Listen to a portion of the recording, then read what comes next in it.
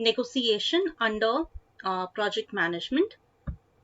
So negotiation is the process of arranging supports for the project requirements through discussions. So by now you already have an idea as to what negotiation is. However, in this lesson we will be studying what is negotiation in terms of project management or for project management, right? So in general, negotiation is an interpersonal or intergroup process that it happens between um, one or two or more persons or um, two or more groups. Then it happens only when there is conflict of interest between two or more parties. It can be financial interests or otherwise. Then it is largely a voluntary process and it can be complex. Negotiation can also be referred to as a resolution to a conflict. So there are many reasons for negotiation. Here are few of these. So first can be to reduce the cost of acquisition by achieving a lower price. Secondly, value, negotiation for value to achieve added value such as reduced lead or cycle times. Negotiation for performance, that is to improve performance through KPIs and SLAs. To resolve conflict through reaching understanding. To solve a problem by open discussion. Negotiation can also be for quality, that is to achieve optimum quality through reducing defects. And agreement, that is to reach mutual agreement in a collaborative style where all parties are satisfied. So these are a few reasons for negotiation under project management. Now there are, again, let us see what are the different types of negotiation. So first is formal negotiation, um, which involves exchange of certain goods or services for financial considerations. And secondly, informal negotiations, leading to a member of project team accepting a specific role on a project. Project managers, for example, negotiate for resources, scope changes, costs, contracts, and various other reasons. Then functional managers and program managers negotiate budgets and resources and sometimes hiring and firing of employees. So that can come under informal negotiation, whereas formal negotiation is everything that is related to your financial consideration. Right? So these were some examples of negotiation under project management. Clear? Moving ahead to the steps of negotiating. So roughly there are 7 steps in negotiation. First will be setting negotiation goals, that is the goals and objectives, that is the reason for which we are negotiating. It can be financial goals, it can be in terms of quality of the product, of the deliverable, anything. Then organization and preparation, that is developing a strategy for negotiating. Entering the negotiation conversation, that is opening the negotiation and setting forward the agenda for which you are negotiating. Then fourth step is analyzing phase of the negotiation. Then negotiation phase, that is applying of negotiation strategies. That is, we have studied in previous few other courses, starting with the business communication as well as in supply chain management. There are different negotiation strategies. So applying these kind of strategies, various strategies, will be the fifth step. Then conclusion of negotiation, that is formulating an agreement or termination for the contract. And lastly, it would be post processing of the negotiation, that is to look after the written documentation of the outcome of the negotiation process. So that is the steps of negotiation process. Then next concept under initial project management is partnering. Partnering is premier team building tool available to the project manager, aligning the team to pull together for a smooth running of project that meets its potential is referred to as partnering. Due to project complexities, the project manager is burdened by multiple tasks to be carried out simultaneously. This results in losing out control on certain project areas, resulting uh, into losses. To avoid such situations and get timely and qualitative outcomes within the budgeted cost and the timeline, the certain parts or activities of the projects are outsourced. So the outsourced vendors act as partners for that particular process or part of the project, which is nothing but partnering, right? That is the concept of partnering. So let us see what are the advantages of partnering. So the first and the most primary advantage of partnering is that it reduces the administrative cost, then optimum utilization of resources. Financial and human resources can be utilized in an optimum way in case of partnering, then improved innovations and improved performance. So undoubtedly, when you uh, outsource certain activities, it will enhance your performance as well as it will lead to improved innovations in the project. The next concept that we will be studying under initial project is change, that is project change.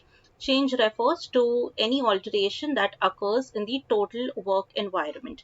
Now, as we know, change is inevitable and it is bound to occur in a routine manner from time to time. Therefore, change management is important part of a successful project. Now, changes can be unplanned change, which occurs at random. Also, there can be planned changes which are initiated by the change agent to deal with some identified gap.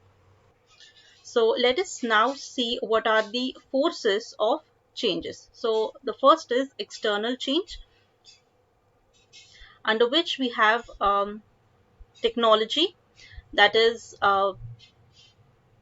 if the technology changes, we need to make changes in our project execution, right?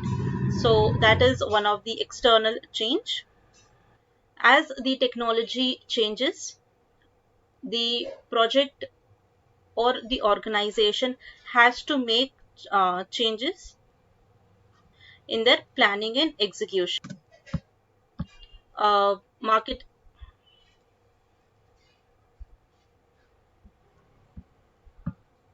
marketing conditions. Then we have social change and political change.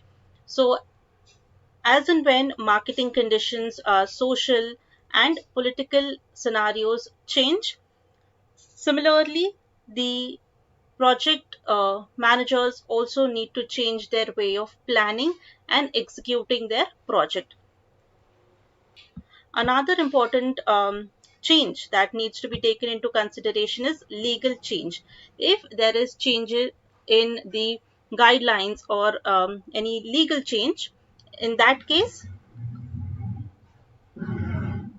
changes might occur in the total working environment of the organization and the planning and execution of the project. Then we have another type of changes, that is another type of forces of changes, which are internal change, which can be change in management personnel, that is the project manager can be substituted by some other or replaced with some other manager. Then we have operative personnel, that is the team members, can also be changed.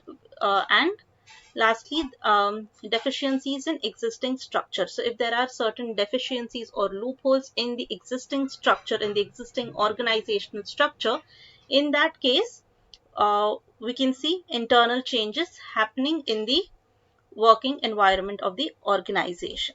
Clear?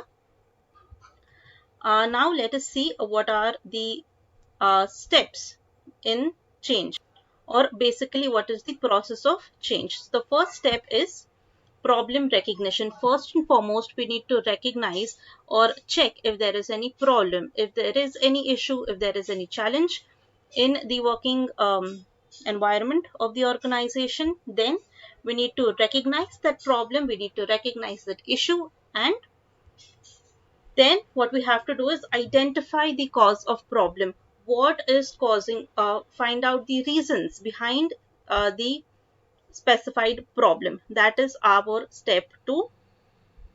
Then we need to correct or find a solution to the problem. Once we correct or find the solution to the problem, the third step is implementing the change. We need to implement or correct the change.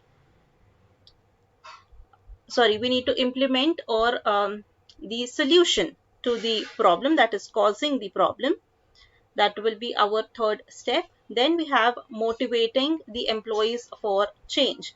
So as we know that it's a general psychology of it is general human psychology that whenever there is change, uh, humans need to resist that particular change. So it is another important step in the process of change to motivate employees, to make the employees comfortable with the changes happening in the working environment.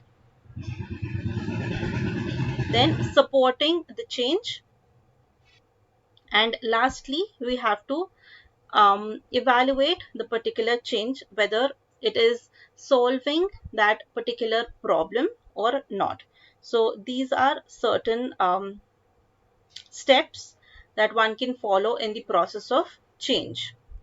So whenever we speak of change in the working conditions or any alterations in the working conditions or working uh, culture of the environment of the organization, a change manager should have a fine understanding of the nature of sponsorship and carefully assist and handle various sponsors in the project. And this requires communicating with all the sponsors on a very regular basis. If not meeting on a regular basis, they should at least uh, be updated with the progress, right? Moving ahead with another topic in the chapter, that is conflict.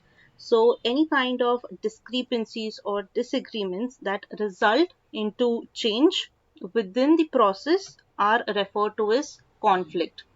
I repeat, any kind of discrepancies or disagreements that result into change within the process are referred to as conflict. All the stages of the project life cycle may have conflict in them. Let us now study various reasons for conflict during during 4 stages of the project life cycle. So the first phase is the project formation. So under that, the reasons of conflict could be priorities to organizational goals, approvals, statement of charter, scheduling of activities. So all these activities, project managers along with the key managerial personnel may have difference in opinion, and therefore it may cause conflict between them. Then during the next phase, that is the build up phase,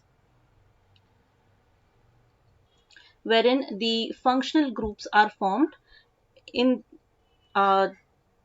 During that activity, there could be a conflict as to selecting or not selecting the personnel or the team members, or whether to create or not create a particular functional group. So all these things may cause conflict. Then next phase is your main phase, that is during which the project actually starts to begin. So in that, communication, monitoring, technical and labor problems could cause conflict. So communication, any gap in communication, miscommunication, misinterpretation could lead to conflicts. Then monitoring and controlling can lead to conflict and technical and labor problems. Then next phase is phase out, that is the closure of the project. Under that, we have reallocation of resources, that is reallocate the resources that were used in the existing project. So yes, these are different types of conflicts or different reasons of conflict for various project life cycle, various stages in the project life cycle. I hope this is clear. Moving ahead, let us see what are the reasons for conflict. So the first reason to conflict could be priorities of tasks and objectives. So under this, participants quite often have different views on the proper sequencing of tasks and regarding the importance of tasks and objectives. Such differences occur not only in the project team but also among the other support groups, plus between the team and the client as well. So the way out to this conflict is to call for a kickoff meeting, which we have started in the previous few lessons, that is a launch meeting, and describe the project charter and take their commitment in the form of signature on the charters as well as during the kickoff meeting. This will ensure that all the stakeholders as well as the team members are on the same page and agree to the priorities of tasks and objectives, which will not result in conflict. Then next reason is administrative procedures. Disagreements often occur over how a project will be managed. For instance, over the definition of the project leader's reporting, relationships and responsibilities, operational requirements, interdepartmental work agreements, and level of administrative support. The solution to this problem could be the project manager need to clarify the project organization chart and reporting responsibilities at the very beginning of the project, right? Then next reason for conflict could be technical opinions. So here it is. The less routine a project, the more likely it is that there are disparity in opinion about the best way to achieve the particular task, right? So disagreements may often arise over specifications, technical trade-offs, and techniques to attain the required performance. For instance, the director and the film editor on a movie project may have complete different and competing viewpoints on how best to achieve a definite effect. So the solution to this problem could be call review meetings to reduce this type of conflict. Another reason could be staffing and resource allocation. So under this, individuals disagree over projects assigned to them, competing demands from their project leader and functional manager. So this leads to both interpersonal conflict as well as the personal stress between the team members. So the solution to this particular problem could be human resource manager should prepare a workload analysis, and organization has to have the performance and benefit policy in place, which will not arise in this kind of Conflict. Another reason for conflict would be costs and budgets. So during the project cost planning stage, uh, detailed costs and budgets are measured and are reviewed during the risk and integration stage. Since the change is a non controllable factor, it is inevitable, it may change the estimated cost and budgets, due to which the experienced project managers generally add buffer budget, that is a safety budget, right through the scope of the project approval, and such additional or safety um, budgets are kept away from the team. So in this particular problem, the conflicts are generally seen among the project owners or the sponsors, or among the suppliers and the contractors. So anything and anyone related to costs and budgets and financial matters can get into conflict. Another reason could be schedules. So the most important stress factor about the project manager is timely management of the task. The project manager arranges activity log and prepares a schedule of tasks that should be completed. In simple words, the project manager maps the total tasks important to be performed for the entire project, breaks down the tasks uh, by preparing a work breakdown structure, or sometimes by using network diagrams, which we will be seeing in the next few lessons. Identifies the tasks that can be done at the same time, tasks that needs to be completed in sequence, and tasks that can be outsourced. So after this, the duration is estimated for conclusion of each activity, that finally results in understanding total time required for the project to be concluded. However, here the project manager will usually consider the longest time taken and try to control this duration, which is referred to as the critical path of the project, right? So these are certain important, very crucial reasons for conflict. Another reason for conflict could be interpersonal and personality clashes. So, conflicts can occur over style or ego centered issues like status, power, control, self esteem, and friendships. Such conflicts may surface from real personality and style differences, but quite often they are based on the differences that emerge from the departmental or organizational factors, like varying past experiences and diverse perspectives. So, yes, again, another very important reason for conflict could be interpersonal and personality clashes. This is more on the personal level. However, these are certain things that are related to the project directly. So, yes, people, these were certain concepts, that is, negotiation, partnering, change, conflict, everything related to the project management.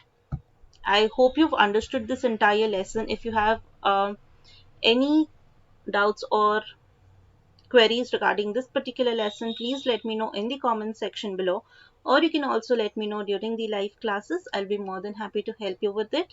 I will see you in the next class. Until then, take care and happy learning.